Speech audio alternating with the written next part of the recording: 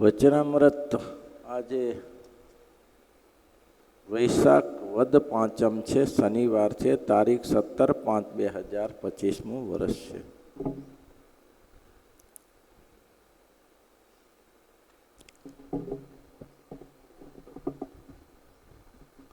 મહારાજ કે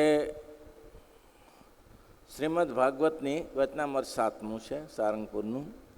શ્રીમદ ભાગવતની કથા મહારાજ વંચાવતા હતા. પછી એમાં આવ્યું શ્રીમદ ભાગવતના શ્રીમદ ભાગવત પ્રથમ સ્કંદની કથા વંચાવતા હતા. સનકાદિકોને જોગે કરીને લખ્યું છે ને, શ્રીમદ ભાગવતમાં પ્રથમ સ્કંદમાં લખ્યું છે. સૂત પુરાણી જે કથા કરતા 88,000 મહર્ષિઓ કથા સાંભળતા હતા, એવી કથા આવે છે. તો કે એ જગ્યાએ ઇન્દ્રિયો કુંઠિત થઈ જાય છે, અને જ્યાં ઇન્દ્રિયો કુંઠિત થઈ જાય ત્યાં મહારાજ કે નૈમિષારણ્ય ક્ષેત્ર જાણવું. મુક્તાનંદ સ્વામી ત્યારે સંતો બહુ સાવધાન હતા.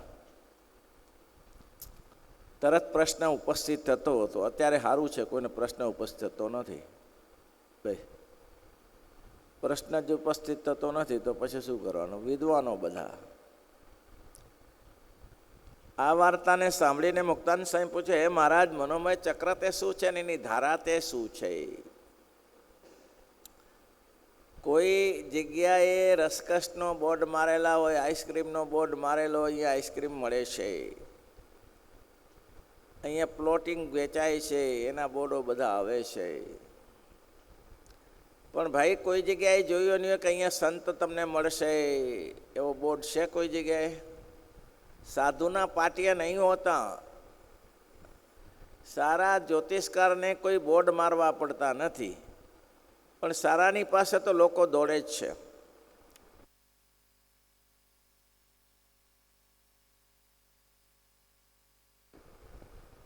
એ મહારાજ, મનોમય ચક્ર તે શું છે, એની ધારા તે શું છે? શાંતિ પમાડે તેને સંત કહીએ. એટલે તો મહારાજે કીધું, સંત સમાગમ કી જે હોની સદીન, સંત સમાગમ કી જે. બીજા પદમાં બહુ સરસ લખ્યું છે, સંત પરમ હિતકારી જગત મેં, સંત પરમ હિતકારી, સંત પરમ હિતકારી જગત મેં.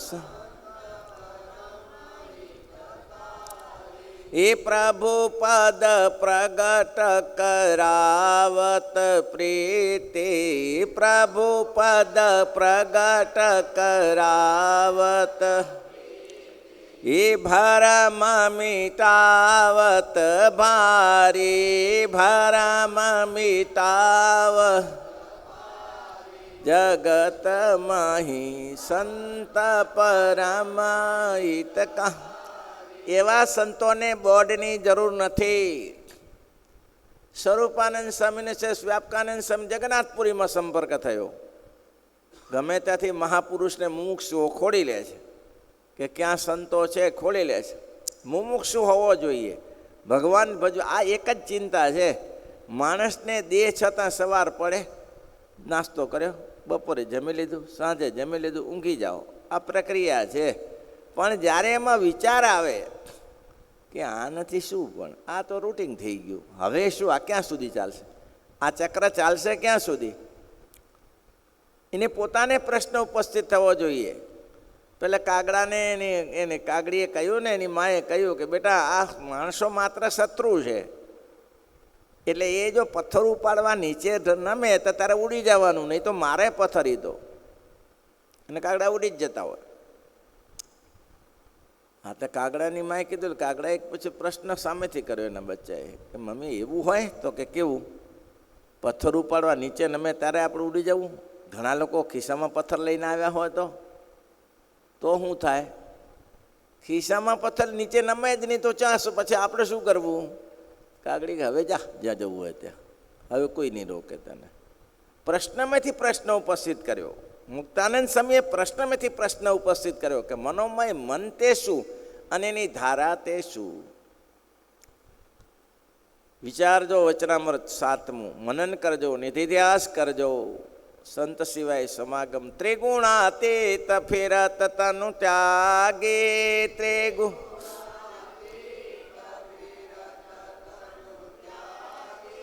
રીત જગત સે ન્યારી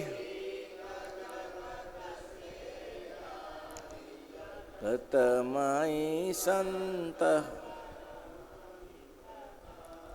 બ્રહ્માનંદ સંતન કી સોબત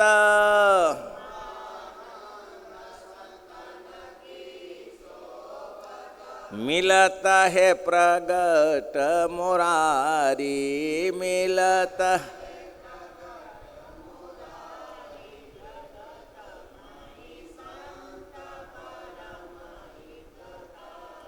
શાંતિનો અનુભવ થવો જોઈએ. સભામાં જઈએ ઉદ્વેગ ન હોવો જોઈએ. એટલો જ નહીં, કથા સાંભળ્યા પછી તમારા હૃદયમાં પણ આનંદ રહેવો જોઈએ કે આહા હા આ મળી ગયું, ભગવાનની કૃપા થઈ ગઈ, નહીં તો ક્યાં ફસાઈ મર્યા હાથ, એવો આનંદ થવો જોઈએ. મહારાજ કે એ જ મનોમય ચક્ર અને એ 10 ઇન્દ્રિયો, મન છે એ મનોમય ચક્ર છે અને 10 ઇન્દ્રિયો છે એની ધારાઓ છે.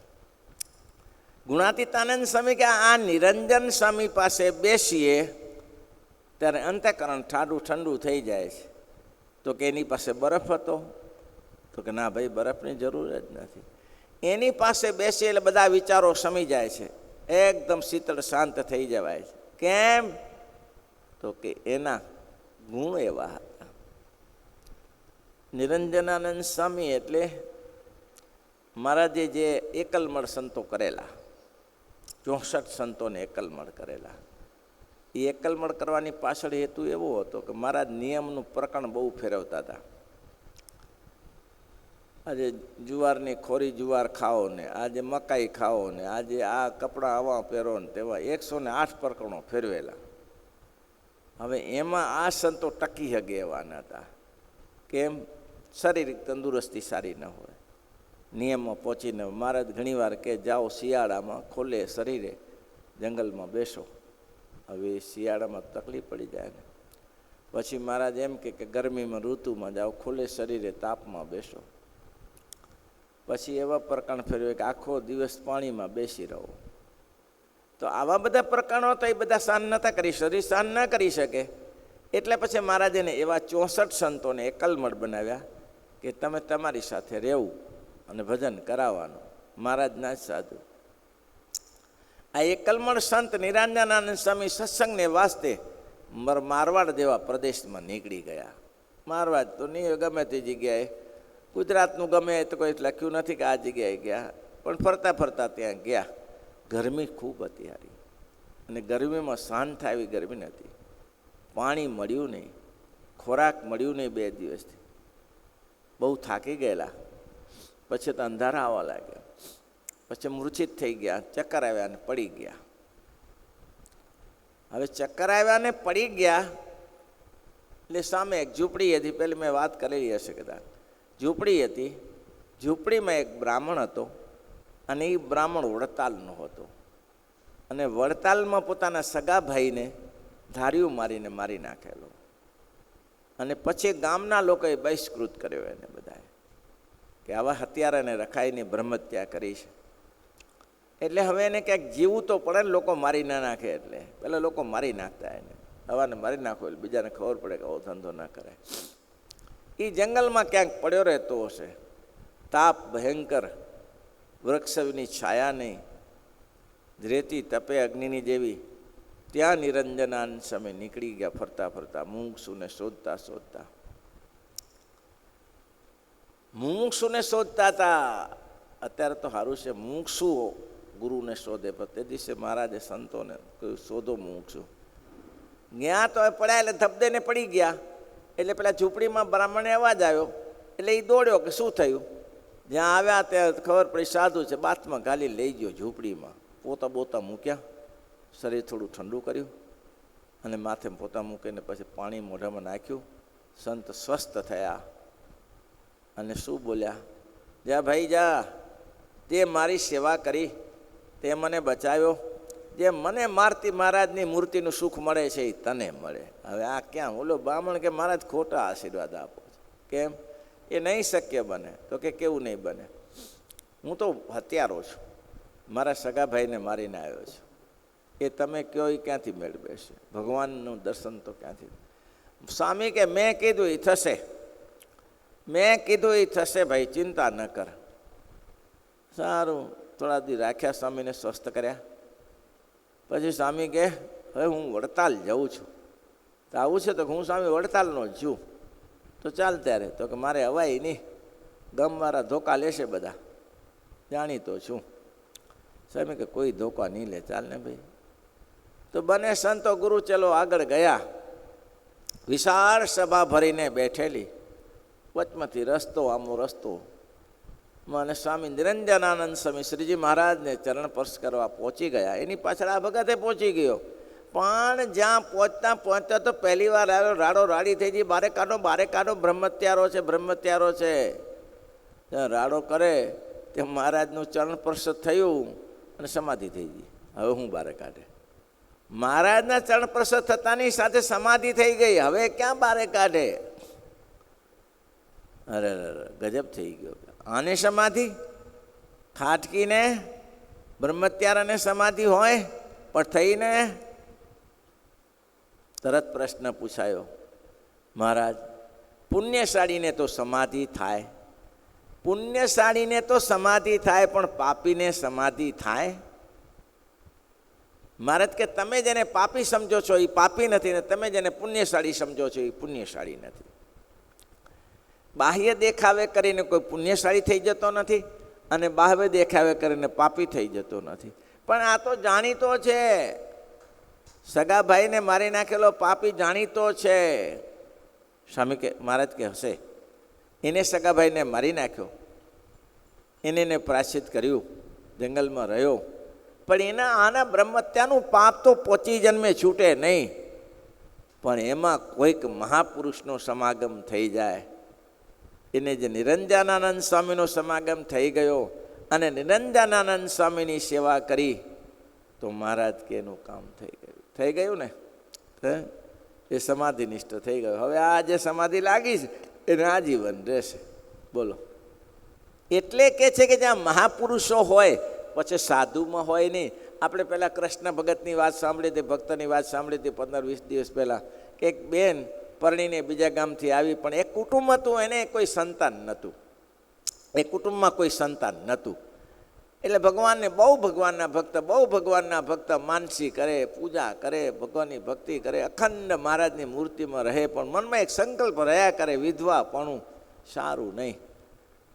વિધવાપણું એટલે કે વંધ્યાપણું સારું નહીં, વાંઝ્યાનું કોઈ મુખ જોવે નહીં. એટલે ભગવાનને પ્રાર્થના કરે. એક દિવસ એને સપનામાં ભગવાને દર્શન આપ્યા. દીકરો જોઈએ છીએ? તો કે હા મહારાજ, ગ્રસ્ત છીએ, આપ દયા કરો, આમ તો તમારો આનંદ મળે છે. મળશે દીકરો મળશે, પણ ભૂદેવ યાદ રાખો, એ દીકરાને તમે પરણાવશો એટલે 7મે દિવસે તમારો દીકરો મરી જશે. હા, કંઈ નહીં, આ તો વંધ્યાપણું દૂર થાય, જે જોઈ જશે. આટલું તો લાભ મળે. અદૃશ્ય થઈ ગયા ભગવાન અદૃશ્ય થઈ ગયા. 9 મહિનામાં દેવના દેવ જેવો છોકરો જન્મ્યો, અને એવો ધીમે ધીમે વિદ્વાન બન્યો, પંડિત બન્યો. ભૂદેવનો છોકરો આમ કોઈ જગ્યાએ ન મળે એવો દિવ્ય બન્યો, અને સત્સંગની સેવા કરવા લાગ્યો. હવે લગ્ન થઈ ગયા, છોકરાને બધાને ઘરમાં એમ હતું કે પરણાવી જ નહીં તો પછી ચા પ્રશ્ન છે મરવાનો, આપણે લગ્ન કરાવવા જ નથી. પણ ભાઈ હવે ગ્રસ્તાશ્રમ છે, આજ નહીં ને કાલે એ કર્યા વગર ન રહે. ચારે બાજુ લોકો કહેવા લાગ્યા કે ભાઈ હવે સમય થયો છે ને, પરણાવો, અત્યારે સમય છે, પછી છોકરીઓ મળે નહીં અને હેરાન થઈએ ને પછી મળે તો કાંઈ ભલીવાર વગરની મળે, માટે કંઈ હમણાં એને લગ્ન કરાવી દો. અને નહોતું કરવું તો ચારે બાજુથી પરાણે પાડે મૂડે ન થયું, લગ્ન કરાવી દીધા. હવે તો આને દિવસ જ ગણવાના રહ્યા. લગ્ન ધામધૂમ થયો તો થઈ ગયા, પણ આવા એક જ જાણતો હતો કે આની પરિણામ શું છે પાછળ, એક જ જાણતો હતો. એક દિવસ ગયો, 2 દિવસ ગયો, ત્રીજો દિવસ, ચોથો દિવસ, પાંચમો ને છઠ્ઠી રાત્રિ, સાતમી રાત્રિ, છઠ્ઠી રાત્રિ પડી. કાલે જાય કે રાત્રે જાય, સૂર્ય ઉગે એટલે જશે. 7 રાત્રિ પૂરી થઈ ગઈ. બોલો, હવે તો આખી રાત ઊંઘ આવે? પછી ભાઈને ઊંઘ આવે? ના આવે. એટલે આખી 7મી રાત્રિ ચાલી ગઈ, છોકરો મર્યો ને 8મો દિવસ આવ્યો. ભૂદેવ કે આલા અત્યાર સુધી તો હું એમ માનતો હતો કે માણસ ખોટું બોલે, ભગવાને ખોટું બોલે. અત્યાર સુધી મારું મંતવ્ય એવું હતું કે માણસો ખોટું બોલે, પણ ભગવાને ખોટું બોલે. લે, 8મી રાત્રિ થઈ, છોકરો મર્યો ને. એ તો એક બાજુ આનંદ છે છોકરો ન મર્યો એ, પણ ભગવાન દેવ બી ખોટું બોલે. રાત્રે સૂતો ભગવાનનું ભજન કરીને ને ભગવાને દર્શન આપ્યું. ભૂદેવ તો કે આ છોકરો ન મર્યો? ના મહારાજ, કંઈ તમને તકલીફ થઈ? ના, તકલીફ તો કંઈ નહીં, પણ મનમાં એવો મનસુબો થયો કે જગત તો ખોટું બોલે, માણસ માત્ર તો ખોટું બોલે છે, પણ ઈશ્વરે ખોટું બોલે તો કે ઈશ્વર ખોટું ના બોલે. કેમ? મહારાજ કે મારા ઉપર એ કોઈક છે. ભગવાન કે મારા ઉપર એ કોઈક છે. અરે તમારા ઉપર કોણ હોય? તો કે મારા ઉપર છે. હા, મારા લેખને, મારે લેખ ઉપર મેખ મારનાર હજી પૃથ્વી ઉપર જીવે છે. એવું કોણ હોય મહારાજ તમારા લેખને મેખ મારી શકે એવું? તો કે તારી ઘરવાળીને પૂછજે, તારા છોકરાની ઘરવાળીને પૂછજે. એમ તો કે આ છોકરાને ઘરવાળીને બોલાવી 9મે દિવસે બેસાડીને કહ્યું, બહુ બેટા તમે કંઈ સત્કર્મ કર્યું છે? તો કે ના બાપા, મેં તો કંઈ સત્કર્મ કર્યો નથી. આપણે તો આ ગામમાં કોને ઓળખીએ, પણ હું મારે નિત્ય નિયમ છે મારા કુટુંબમાં કે અહીંયા રામજી મંદિરે હું દરરોજ જાઉં છું. હા, એ તો બરાબર છે, ભગવાનને દર્શન કરીએ, બેસીએ. પણ બાપુ એક એવું બન્યું, મંદિરમાંથી બહાર નીકળીને તો મંદિરની ખડકીની આગળ જ બીજી ખડકીમાં બહુ તીણો અવાજ આવતો હતો, કણસવાનો અવાજ, તીણો અવાજ આવતો હતો. એને મને થયું કે આવું બધું કોણ, આવું કૃંદન કોણ, આવું કરુણ કોણ હશે? એટલે હું અંદર ગઈ. એક બ્રાહ્મણ બેન હતા, બહુ ભગવાનના ભક્ત હતા, અને તાવ ચડેલો, આહા 4-5 ડિગ્રી, બોલવાની તૈયારી નહીં. પણ બેન બિચારી બચવા માટે સાથ પાડે, કોઈ છે, કોઈ છે. એટલે હું અંદર ગઈ. અંદર ગઈને મેં એમને જોયું તો તાવ ખૂબ હતો, મોઢામાં પાણી જાય એવું નહોતું. પોતા લીધા, પોતા એકદમ શરીર ઉપર મૂક્યા અને તાવ ઉતાર્યો, માથા ઉપર પોતો મૂક્યું. પછી માજીને પાણી પાયું. માજી થોડો સ્વસ્થ થયા. મારે જે પૈસા હતા એમાંથી ફ્રૂટ લાવીને પછી તો માજીને જમાડ્યું. માજી જમ્યા, થોડો સ્વસ્થ થયા. બાપુજી, મેં 7 દિવસ સુધી આ રીતે સેવા કરી.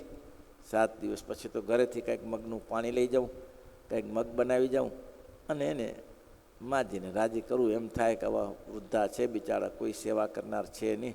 આવી રીતે બાપુજી મેં 7 દિવસ સેવા કરી. 7મે દિવસે એટલે પરમ દિવસે સવારે બહુ રાજી થયા. રાજી થઈને મને કહે, બેટી દીકરી, તું તો 12 ગામની છો, તું તો 12 ગામની છો. આ નજીકમાં પડોશી કોઈ નથી આવતું સેવા કરવા, અને તું 12 ગામથી આપે છે. હું તો વિધવા છું, મારી પાસે તો શું હોય? હું તો કંઈ ગરીબ માણસ છું, મારી પાસે કે તને આપવા માટે કંઈ પૈસા નથી. તું તારા પૈસામાંથી મને ફળ કરાવ્યા, તે તારા ઘરેથી અનાજ લઈને મને જમાડી, બીજો તો આશીર્વાદ શું આપું? પણ બેટી એટલું તો અવશ્ય કહી શકીશ મારે ભજન અને ભક્તિથી કે તારું અખંડ સૌભાગ્ય રહે, સૌભાગ્ય તારું અખંડ રહે. આવું બાપુજી કીધું હતું. ત્યારે આ ભાઈ બ્રાહ્મણ સમજી ગયા કે ભાઈ વિધિના લેખને કોઈ ખોટા કરી શકતા નથી, પણ એક ભગવાન અને ભગવાનના સંત, પછી ગ્રસ્તમાં સંત હોય કે ત્યાગાશ્રમમાં સંત હોય કે ગમે તે જ્ઞાતિમાં સંત હોય, પણ વિધિના લેખને ખોટા કરી શકે છે. બોલો, વિધિના લેખને ખોટા કરી શકે છે. આ એટલા માટે મહારાજ આ કથા અહીંયા કાને ખાસ મેલી. મહારાજ કે પછી શ્રીજી મહારાજ બોલ્યા, મનોમય ચક્ર તે મનને જાણવું, અને એની ધારા તે 10 ઇન્દ્રિયો છે એમ જાણવું. અને એ ઇન્દ્રિયો અને મનની ધારા તે જે ઠેકાણે ઘસાઈને બુઠી થઈ જાય ત્યાં નૈમી સારણ્ય ક્ષેત્ર જાણવું. ત્યાં નૈમી સારણ્ય ક્ષેત્ર જાણવું ક્યાં બુઠાઈ જાય. આ પ્રસિદ્ધ પ્રસંગ છે. જેતલપુરમાં મુક્તાનંદ સ્વામી હતા, અને નાગડા વૈરાગ્યનો ત્યારે ત્રાસ મોટો. અને હુક્કો ને ભાંગ ને આવું બધું પીએ. અને એમાં સંપ્રદાયમાં તો હવે મુક્તાનંદ સ્વામી મોટા એટલે એ બધા હરિભક્તોને કહે કે આપણે વ્યસનમાં પડાય નહીં, ભાંગ ના પીવાય, દારૂ ના પીવાય, જુગારમાં પડાય નહીં, આ વ્યસનથી દૂર રહેવું, ભગવાન ભજવા. પછી એના બધા ચેલાઓ કે અમારા ગુરુઓ તો પીએ છે, તો કે જે ગુરુ પીતા હોય એને છોડી દેવાને, જે ના પીતા હોય તો જવું. હવે આને એ કીધું, હવે કોઈક તો જઈને પોતાના ગુરુને કહે કે ગુરુજી તમે આ વ્યસન છોડી દો. હા, તો કે કેમ ભાઈ, અમે તો શિવ ઉપાસક છીએ, ભમ ભોલે વાળા છીએ, વ્યસન જરૂર છોડી દઈએ. હોકો બંધ કરો, બીડી બંધ કરો, સિગારેટ બંધ કરો. મુક્તાનંદ સ્વામી કહે ને એવા બધા નાગડાઓ ભેગા થયા, એવા નાગડાઓ ભેગા થયા કે ઉડાડી દઈ હારાને, કે ધારિયા ને બખ્તરને લઈને તેને પટાઓને લઈને આવ્યા, ઉડાડી દઈએ. મુક્તાને કુવાડો છે હારો કે ભેખનો, ભલભલા ભેખને પોતાના આશ્રિતો કરી દીધા, સાધુઓને ગ્રસ્તોને. આપણી પાસે શું રહેશે? હા, દૂધ પાક ને માલપુઆ આવે છે એનું હું, કાળી રોટીને ધોળી દાળ, એ બંધ થઈ જશે પછી ક્યાં જશું? આમાં તો બહુ મોટા ઝઘડા થયેલા. 10,000 વિસનગરના એક બાબાએ આગેવાની લીધેલી ને વડોદરામાં 10,000 ભેગા થયા. ગાયકવાડી સિયાજીરાવ સરકાર કે મારે ચિંતા થઈ કે કદાચ મારી સેના આને સામે નહીં પહોંચી વળે, એટલે મારે તરત બ્રિટિશરોની સાથે સંપર્ક કરવો પડ્યો. અને બ્રિટિશરો ખેડામાં હતા, તાત્કાલિક એની ટુકડી બોલાવી કે હારા આ તો ભાંગી નાખે, આ તો વશમાં નહીં રહે, જુદો થઈ જશે મુક્તાનંદ સામે. મુક્તાનંદ સામે સિયાજીરાવ સરકાર જાણતા હતા સારી રીતે, આ તો ઉડાડી દેશે. અને 500ની ટુકડી બોલાવી ત્યાંથી, બોલો, પોલીસ કમાન્ડરો બોલાયા. આવું હતું ત્યારે તો ભાઈ, બહુ કઠિન કામ. એમાં એ બધા લગભગ 500-600 જણા નક્કી કર્યું કે આજે ઉડાડી દેવો છે ગમે તેમ. મુક્તાનંદ સ્વામીને કોઈ સમાચાર આપ્યા કે સ્વામી આ બધી જમાત આવે છે અને તમને મારવા માટે આવે છે, તો કે સારું કંઈ વાંધો નહીં. મુક્તાનંદ સ્વામી શાંતિ પમાડે તેને સંત કહીએ. શ્રીફળ લીધું, ફૂલના હાર લીધા, ઠંડા પાણી લીધા, શરબતના પાણી લીધા, અને સામેથી જમાત આવતી હતી એને સાષ્ટાંગ દંડવત કર્યા કે આ તો પ્રત્યક્ષ ધર્મરાજાના પાર્ષદ છે. પધારો પધારો પધારો મહામુનિઓ, તમારે આજે તમારા દર્શન અમને ક્યાંથી હોય? તો ભાગ્યશાળીને દર્શન થાય, ભાગ્યશાળીને થાય ને એવા જમદૂતોના દર્શન તો, કે તમારા દર્શન અમારે ક્યાંથી હોય? ભલે આવ્યા, ભલે આવ્યો, ઠંડા પાણી પીઓ, ફુલાર પહેરાવ્યો, પગમાં શ્રીફળ મૂક્યું, દંડવટ કર્યા. સ્વામી તારે બધા ભેગા થઈને રહે, બાપજી રાખો રાખો રાખો, તમે તો વડીલ છો, તમારે ન હોય? ના ના, વડીલ કોણ, મોટો કોણ, તમે ભગવાનના એકાંતિક ભક્ત છો. રહ્યા રૂમમાં, આશ્રમમાં જેતલપુરમાં આવ્યા, બધું ચર્ચા કરી કે તમારે અહીંયા કને કોઈ મુક્તાનંદ સ્વામી છે ને? કોણ છે? હું પોતે. તમે મુક્તાનંદ સ્વામી? તો હા હું પોતે હોઉં.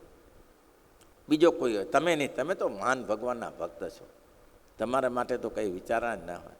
તો કે મુક્તાનંદ સ્વામી અત્યારે હું એક જ છું એમ? તો કે આ, તો કે અમને તો લોકો ઊંધું ભરાયું, એ તો ભેખનો કુવાડો છે અને ભેખને પરેશાન કરનારો છે, અને તમે તો આગત સાગતા ને અમને બધાને. ના ના ના ના બાપજી, એ રહેવા દો, થાળ તૈયાર છે, જમી લો બધા. અને મુક્તાનંદ દૂધ પાકને માલપુઆ બધાને જમાડ્યા.